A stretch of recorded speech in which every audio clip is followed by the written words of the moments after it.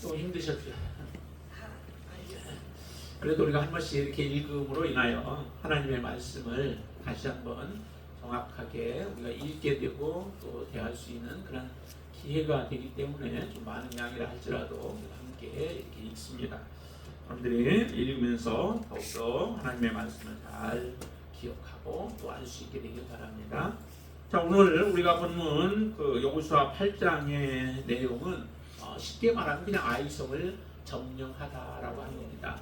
아이성을 점령하는데 하나님께서 하시는 일들은 참 우리가 측량하기가 어렵습니다. 모든 건 다 측량하기가 어려운데요. 왜냐하면 하나님께서는 사실 이 아이성이 지금 큰 성이 아니다라고 말씀하셨죠. 왜냐하면 이전에도 보면은 정탐하고 돌아온 사람들이 볼 때에 이 아이성을 굉장히 얕보았습니다. 그래서 한 2-3천 명만 올라가도 이 성을 점령할 것이다 라고 하는 그냥 인간적인 눈으로 객관적인 눈으로 바라볼 때는 그 정도로 여리고 성에 비하면은 미약한 그런 성이었습니다. 그런데도 하나님께서는 지금 이 여호수아를 통하여서 이스라엘 백성들을 통하여서 이 아이성을 점령하는데 그렇게 쉽게 하지 않았습니다. 굉장히 여러 가지 그 전략 전술들을 사용을 하시잖아요. 복병까지도 하나님은 매복시켜놓고 그리고 나서 앞에서 싸우는 척하다가 또 지는 것처럼 또 그렇게도 하시고 그러면서 끌어내가지고 이 아이성을 완전히 전멸하는 이 모습들을 보여줘요. 왜 이렇게 전쟁할 때 다 다를까? 하나님은 능력이 하나님이시는데 여리고성을 점령한 것보다도 더 쉽게 점령을 할 수도 있지 않을까요? 그런데도 하나님은 그렇게 하시지 않았다라고 하는 거예요. 왜 그랬을까요? 혹시 생각해 보셨어요? 하나님의 방법은 참 여러 가지로 다양합니다. 오늘 전체적으로 일단 한번 그런 생각을 해보시면서 오늘 전체적인 내용을 한번 보시면은 1절부터 9절까지 말씀은 명령들이에요. 명령인데 하나는 뭐예요? 앞에서도 이제 그렇게 했었죠. 하나님께서 여호수아에게 명령하시고 그리고 나서 여호수아는 또 하나님의 명령을 받은 것을 본인만 가지고 있지 않고 백성들과 함께 나누기 위해서 그 명령을 전달을 하게 되죠. 그래서 하나님의 명령과 여호수아의 명령이에요. 그리고 10절부터 시작해서 29절까지 거기에 보면은 그 명령을 이제 이스라엘 백성들이 행하게 되어지죠. 행하게 되어지고 그리고 마지막에는 30절부터 마지막까지 말씀은 이제 제단을 쌓고 그 여호와의 말씀을 이제 낭독해 하는 그런 내용을 말씀들이 오늘 전체 우리 8장의 내용입니다. 자, 이 말씀들 안에서 우리가 한번 보시면은 하나님께서 명령을 하시는데 어떤 명령을 하시는지 보세요. 1절에 보시면은 참 특이하게 하나님 말씀하십니다. 자, 같이 읽어볼까요? 여호와께서 여호수아에게 이르시되 두려워하지 말라 놀라지 말라 군사를 다 거느리고 일어나 아이로 올라가라. 보라 내가 아이 왕과 그의 백성과 그의 성읍과 그의 땅을 다 내 손에 넘겨주었다라고 말씀하시죠. 하나님 뭐라고 말씀하세요? 여기 보니까 군사를 다 거느리고 가래요. 군사를 다 거느리고 이거 싸우는데 지금 결과적으로 보면은 이 아이성의 사람들이 몇 명이라고 이게 다 죽인 사람들이 25절에 보면은 모두 12,000명이래요. 12,000명인데 실제 지금 이스라엘 백성들의 군사를 보면은 3절에 보시면은 3만 명을 일단 뽑아요. 그 중에 이제 군사들 가운데서 뽑았겠죠. 착출을 한 거죠. 3만 명을 착출을 하고 그 착출한 군사를 매복을 시켜요. 어디에다가 아이성 서쪽에다가 거기에 저기를 매복을 시키게 되어지죠. 그리고 나서 나머지 군사들은 이끌고 이제 그 앞으로 아이성 앞으로 가게 되어집니다. 가서 그들과 싸우는데 그 복병 매복시킨 인원만 해도 3만 명이나 돼요. 거기다가 본진들은 얼마나 더 많았겠어요. 그리고 또 뒤에 보면은 5,000명 정도는 또 다시 이제 매복시키는 그런 모습을 말씀을 하시죠. 이처럼 많아요. 오히려 아이성에 있는 그 인원보다도 몇 배가 더 많을 정도로 그렇게 많은 인원을 끌고 다 데리고 가라라고 말씀하시잖아요. 참 이런 걸 보면은 잘 이해가 안 돼요. 하나님 뭐 저렇게까지 심혈을 기울여서 아이성을 점령을 해야 하나 할 정도로 그렇게 이해가 안 되지만은 매번 전투마다 사실은 다 방법이 동일하지 않다라고 하는 거예요. 동일하게 하나님께서는 하시지 않는다. 왜 그러면 하나님께서 능력이 없으셔서 여러 가지 방법들을 그렇게 하실까? 그거는 아니다라고 하는 거죠. 하나님 앞에 이스라엘 백성들이 전쟁에서 지고 이기는 것은 어디에 달려 있어요? 무엇에 달려 있어요? 자기의 군대가 강하고 약하고에 달려 있을까요? 하나님께서 숫자가 많고 적음에 있을까요? 아니에요. 결코 그렇지 않습니다. 많다고 해서 이기지 않고요. 적다고 해서 지지 않습니다. 자기의 군사가 강하다고 해서 이기지 않아요. 그러면 약하면 군사가 훈련이 안 되고 약하면 질까요? 아니에요. 그렇지 않습니다. 전쟁의 승패는 어디에 달려 있어요? 하나님께 달려 있습니다. 전쟁은 하나님께 달려 있다라고 분명히 말씀하시잖아요. 하나님이 기뻐하시는 전쟁이면은 이길 것이고, 하나님이 함께 하시면 이길 것이고, 하나님이 함께 하지 않고 외면하면 아무리 강해도 그 문제는 지게 되어 있습니다. 그러면 이스라엘 백성들이 집중해야 할 것은 어디예요?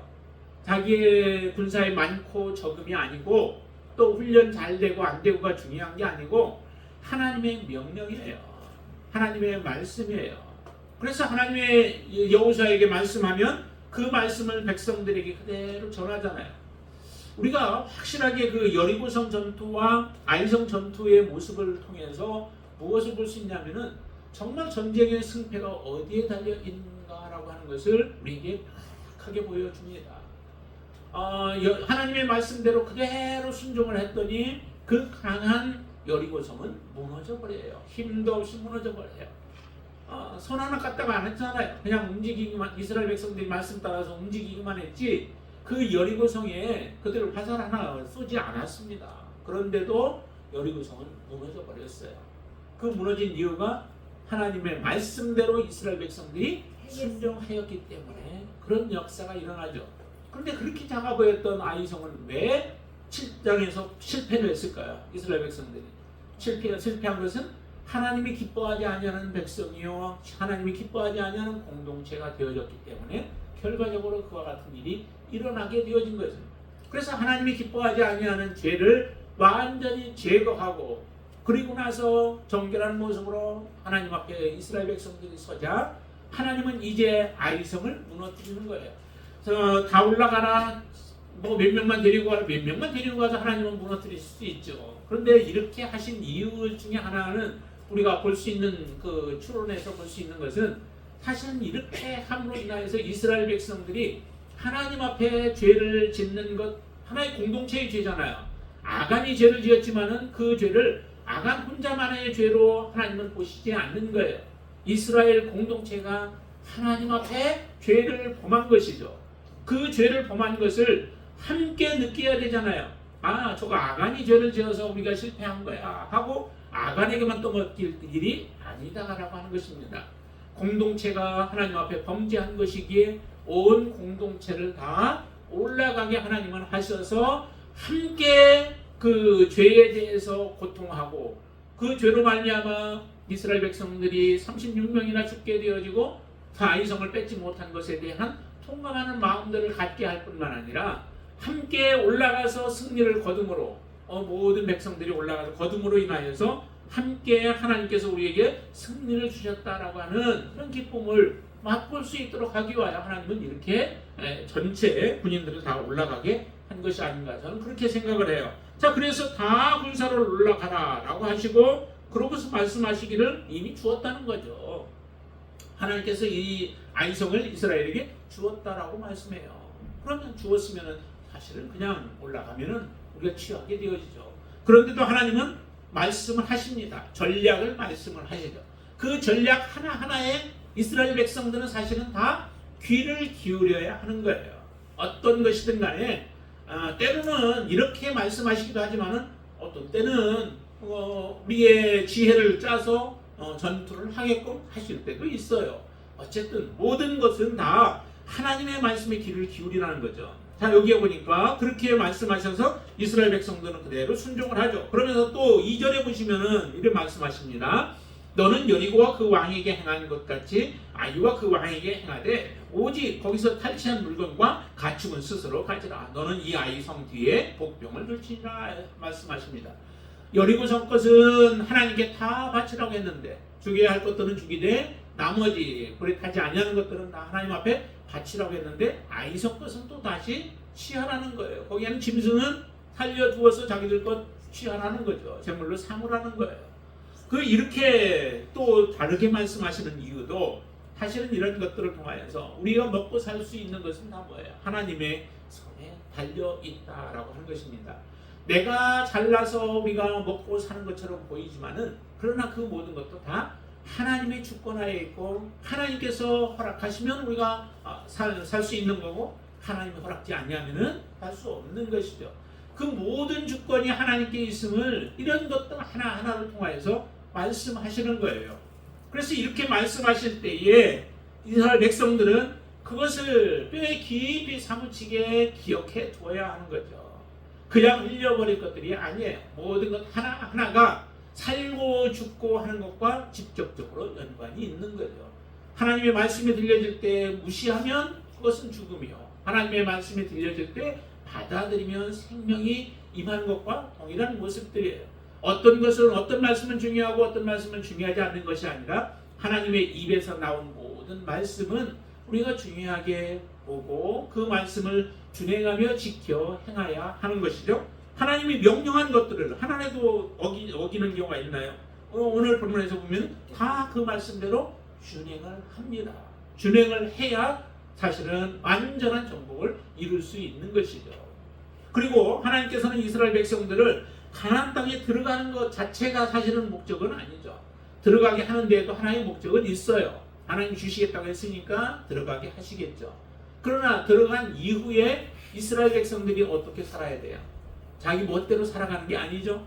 그 땅에 들어가서 들어가는 건 어떻게든 들어갔지만 지금도 들어가 있는 상태죠. 그렇지만 그것이 온전한 정복이 아니에요. 온전한 정복을 하나님은 하기를 원하시는데 그 온전한 정복이 이루어졌을 때 이스라엘 백성들은 가나안 땅에서 하나님을 온전히 섬기며 살아갈 수 있는 백성이 되어지는 거죠. 점령을 했는데 그런데 만약에 어느 한 부분들이 하나님의 말씀대로 점령하지 못하게 되어지면 어떤 일들이 일어나요? 그것이 점점 커지면서 이스라엘 백성들을 괴롭게 하고 그래서 옆구리에 가시와 같이 괴롭게 되어지고 그리고 하나님을 떠나게 만드는 일들이 벌어지게 되어집니다. 온전한 정복을 하나님이 하라고 말씀하시는 이유도 하나님을 제대로 섬길 수 있도록 온전한 섬김이 이루어질 수 있도록 하기 위하여 하나님 그렇게 말씀하시는 거죠. 오늘 이처럼 탈취할 것들은 탈취할 물건은 탈취하고 가축은 살려서 너희들이 스스로 취하라 라고 말씀하시면서 복병을 두라라고 하는 명령을 하나님이 주시죠. 그 명령을 그대로 받들어서 여호수아가 이스라엘 백성들에게 명령합니다. 그 주신 명령들이 어디까지 냐면은 9절 말씀까지 이루어지게 되어지죠. 그렇게 하나님은 명령하시면서 이스라엘 백성들을 이끌어 가시는데요. 자, 여호수아가 하는 말씀 보세요. 하나님이 말씀하신 것에 거치는 것들이 없죠. 그대로 말씀합니다. 자, 4절 보시면은 3만 명 뽑아가지고 그들을 복병을 두죠. 자, 같이 한번 읽겠습니다. 그들에게 명령하여 이르되 너희는 성읍 뒤로 가서 성읍을 향하여 매복하되 그 성읍에서 너무 멀리하지 말고 다 스스로 준비하라 라고 해서 3만 명을 거기에 매복을 시키게 되어집니다. 근데 이 3만 명이라고 굉장히 많은 숫자들을 알겠어요. 그런데도 그 지역에 그렇게 매복을 시키게 되어지고 그리고 여호수아와 백성들은 이게 그 앞으로 나아가게 되어지죠. 그러면서 전략을 짭니다. 내가 우리 본진들이 앞에 있다가 아이성에서 사람들이 나와가지고 우리를 치게 되면 우리가 전에 패한 것과 같은 동일한 모습으로 우리가 도망가겠다. 그러면 도망가면 쫓아나오고 사람들 다 우리를 쫓아나왔을 때 너희 복병들은 일어나서 이제 아이성을 점령하고 그 성을 불태워라 라고 하시는 그런 명령들을 내리게 되어지죠. 그 명령 그대로 행합니다. 자, 18절 말씀 한번 보실까요? 18절 같이 읽습니다. 여호와께서 여호수아에게 이르시되 내 손에 잡은 단창을 들어 아이를 가리키라. 내가 이 성읍을 내 손에 넘겨주리라. 여호수아가 그의 손에 잡은 단창을 들어 그 성읍을 가리키니 이제 그 전략대로 그대로 이루어지는 거예요.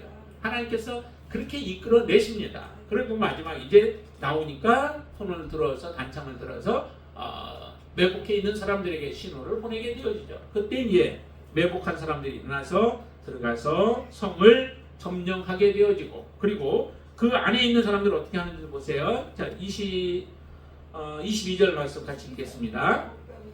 복병도 성읍에서 나와 그들을 치매 그들이 이스라엘 중간에 든지라 어떤 사람들은 이쪽에서 어떤 사람은 저쪽에서 저쪽에서 한 사람도 남거나 도망하지 못하게 하였고 그 다음에 23절 아이 왕을 사로잡아 여호수아 앞으로 끌어왔더라. 그래서 그렇게 다 하나님의 명령대로 행하게 되어집니다. 자, 그리고 24절부터 보시면은 거기 보면 쭉 이제 어떻게 마지막 그 아이성에 행했는가라고 하는 것들을 보여주는데요. 사람들은 다 죽이게 되어집니다. 25절 보시면 다 죽이게 되어지고 그리고 나서 26절 보시면은 이렇게 말씀하죠. 아이 주민들을 진멸하여 바치기까지 여호수아가 단창을 잡아 든 손을 거두지 아니하였다라고 해요. 완전히 진멸하기까지 여호수아가 단창을 잡아든 손을 거두지 아니하였다라고 이렇게 하는데 완전한 멸망을 이룰 때까지 완전히 하나님이 말씀하신 대로 그렇게 다 되어지기까지 그는 단창을 내려놓지 않았다라고 이렇게 말씀하고 계시죠. 우리는 이 땅에 살아가는 동안에 보이지 아니하는 전쟁을 계속 행하고 있죠. 영적인 전쟁입니다. 그렇기 때문에 우리는 한시도 사실은 방심할 수 없는 상태 속에서 살아가는 것이죠. 영적으로 무장한 가운데서 살아가셔야 한다는 거예요. 비록 눈에 보이지 않기 때문에 우리의 마음이 너무도 해이해지기 쉽지만은 그러나 하나님은 말씀합니다. 마지막까지 우리가 믿음의 싸움을 싸워야 한다라고 명령하시는 것이죠. 그것을 지금 여호수아가 우리에게 잘 보여줍니다. 마지막 한 사람 다 죽기까지 그 일을 멈추지 아니하고 말씀에 순종하는 여호수아의 모습을 우리에게 보여주면서 그러면서 그 아이성은 완전히 돌무더기가 되게 만들어 버리시죠. 완전히 돌무더기가 되게 해서 오늘까지 있게 하고 그리고 그 마지막 그 아이성 왕을 잡아서 그도 이제 나무에 옥매다가 죽이게 되어지죠. 그리고 나서 죽고 나서 시체를 내려서 그다음에 큰 무더기를 돌을 던져서 큰 무더기를 만들어버리는 이런 일들로 아이성을 완전히 점령합니다. 아이성의 것은 먹게 하시는 이유 중에 하나도 사실은 여리고성이 첫 성 전투였기 때문에 하나님께 바쳐진 것이었다면 나머지 것들은 우리가 11조를 하나님 앞에 드리듯이 또 그런 의미도 이제 포함되어 있겠죠. 뿐만 아니라 여리고성이 얼마나 하나님 앞에 그 죄된 모습이었는가라고 하는 것도 우리가 전에 그 여리고성에서 한 사람 구원받은 사람이 기생나합이라고 얘기를 했었죠. 기생나합의 가족들만 구원받게 되어지는데 왜 기생이라고 하는 그런 말까지 거기다 집어넣는가라고 하는 것은 그만큼 그 여리고성이나 또 지역이 타락해 있는 그런 모습들을 보여주는 것이죠. 그 중에 한 사람, 한 가족만 구원받게 되어지는 그 모습을 보여주는데 여기 아이성은 그래도 이스라엘 백성들이 이제 먹을 수 있도록 그렇게 이제 허락해 주신 것은 좀 덜한 모습을 우리에게 하나의 보여주는 그런 얘기이기도 합니다. 자, 그런데 우리가 조금 더 이해가 안 되는 부분은 왜 여기에서 30절부터 마지막까지 그 에발산에다가 이스라엘 백성들은 저기를 제단을 쌓고 번제단을 쌓고서 그 다음에 제물을 하나님 앞에 드리면서 돌에다가 여호와의 율법을 기록하였는가라고 하는 거예요. 나름대로 우리 생각에는 큰 전투였던 여리고성 전투를 한 이후에 만약에 이렇게 기록하였으면 하는 그런 생각이 들 수도 있잖아요. 왜냐하면 여리고는 굉장히 강한 성이었잖아요. 그런 강한 성을 점령하고 나면은 하나님께서 이와 같이 하나님의 능력으로 여리고성을 우리에게 승리를 주셨다라고 하면서 하나님의 영광을 드러내기가 더 좋지 않아요? 그런데 여리고성 전투 이후에 이 모세는 이 말씀을 기록하지 아니하고 지금 아이성 전투 후에 이 명령들을 주신 거예요. 자, 그래서 분명히 이렇게 말씀하시잖아요. 31절 보시면은 이는 여호와 이동 모세가 이스라엘 자손에게 명령한 것과 모세의 율법책에 기록된 대로 쇠의 연장으로 담지 않은 것들을 해서 이제 번제단을 쌓았고, 그리고 32절에 보면 여호수아가 거기서 모세가 기록한 율법을 이스라엘 자손의 목전에서 그들 그 돌에 기록하였고, 그리고 그 기록한 내용들 그것을 다 이스라엘 백성들에게 에발산과 그리심산에 나누어 세워놓고, 그리고 나서 하나님의 말씀을 낭독해 올리는 이런 모습들을 보여줘요. 왜 이런 일들을 여기서 행했을까라고 하는 것이죠. 이스라엘 백성들이 앞으로 전쟁을 계속해서 해야 할 터이고, 그리고 앞으로 살아가는 과정 속에서도 하나님의 말씀에서 떠나서는 안 된다라고 하는 것이죠. 지금 여리고성과 아이성 전투 전체적인 7장부터 6장부터 시작해서 이 8장까지의 그 내용의 모습은 모세가 이스라엘 백성들에게 말씀하였던 신명기 말씀 27장, 28장의 말씀이 사실은 그대로 이스라엘 백성들이 하나님 앞에서 행한 모습을 통하여 보여준 그런 내용이기도 하다라고 하는 거죠. 27장과 28장이 어떤 내용이에요? 복과 저주에 대한 말씀들 아니에요? 이스라엘 백성들 하나님의 말씀대로 너희들이 순종하면 복이고 그 말씀에 불순종하면 하나님의 저주가 임할 것이다 라고 하셨던 그 말씀이 모세가 준 말씀들이에요. 그 말씀과 같이 동일한 모습이 이루어진 거예요. 말씀에 순종하였더니 승리를 거두게 되어지고, 또한 죄를 범하였더니 하나님께서 그 죄로 말미암아 이스라엘에게 실패를 맛보게 되어지고, 그리고 그 죄 때문에 이스라엘 백성들이 하나님 앞에 부르짖고 회개하며 나아갔을 때 하나님은 그 죄를 용서해 주시고, 그리고 나서 다시 승리를 거두게 하시는, 순종하였더니 승리케 하시는 이 내용을 그대로 이스라엘 백성들의 삶을 통하여서 하나님이 보여주시는 것이 바로 이 여리고 전투와 아이성 전투의 모습이라는 거죠. 근데 이 모습이 이스라엘 백성들에게 이루어지는 것 뿐만 아니라 우리의 인생 가운데서 동일하게 일어날 일들이라고 하는 거죠.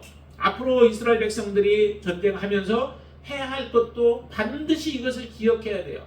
우리가 순종하면 하나님의 승리를 맛보게 되어질 것이고, 하나님 앞에 한순간이라도 불순종하게 되어지면 그 불순종으로 인하여서 하나님의 진노가 우리의 공동체에 임하게 될 것이다 라고 하는 것을 뼈저리게 사무치게 그들이 기억하도록 하기 위하여 지금 이와 같이 두 가지의 일들을 다 경험하고 난 이후에 이 말씀을 기록하게 하고 그 말씀을 읽어서 낭독하게 지금 하시는 이 모습들이라는 거죠.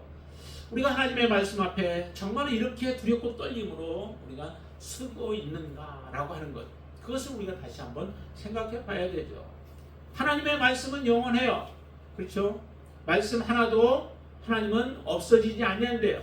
이 땅이 다 없어지기 전에는 그 말씀 하나도 땅에 떨어지지 않는다라고 말씀해요. 그것은 말씀 그대로 다 이루어진다는 말씀이시죠.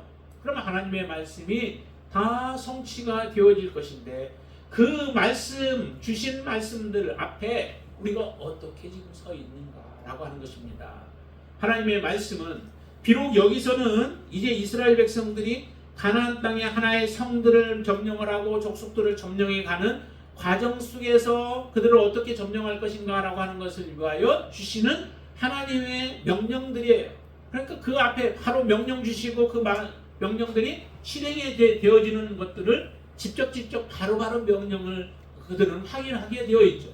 우리는 그렇지는 않습니다. 우리가 지금 살아가면서 경험하는 것들도 있지만은, 그러나 우리가 바라보고 있는 그런 영원한 소망을 바라보고 있는 것은 바로 눈앞에 있는 것은 아니에요.